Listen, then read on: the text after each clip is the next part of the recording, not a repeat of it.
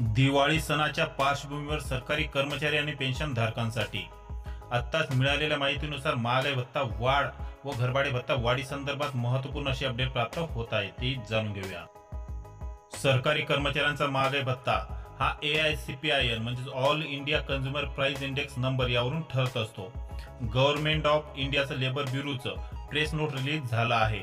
यानुसार AICPIN चे आकडे 142.6 एवढे प्राप्त झाले आहे। त्यानुसार महागाई भत्त्यामध्ये 3% वाढ ही अपेक्षित आहे, ती पुढील प्रमाणे।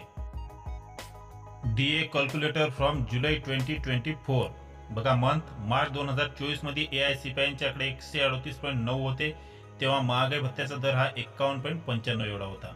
एप्रिल 24 मध्ये 139.44 एवढा CPI नंबर झाला, तेव्हा 52.43 एवढा महागाई भत्ता हा झाला।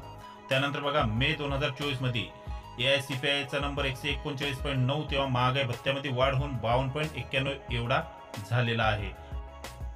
आणि जून 2024 मध्ये AICPI चे आकडे हे 141.4 एवढे झाले असल्यामुळे महागाई भत्त्यात वाढ होऊन 53.36% एवढा झाला आहे।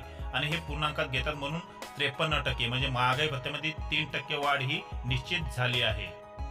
त्याचबरोबर महागाई भत्त्याने 50% ची मर्यादा ओलांडल्यामुळे शहरांच्या वर्गीकरणानुसार 1%, 2% आणि 3% याप्रमाणे घरभाडे भत्त्यात सुद्धा वाढ ही होणार आहे। धन्यवाद।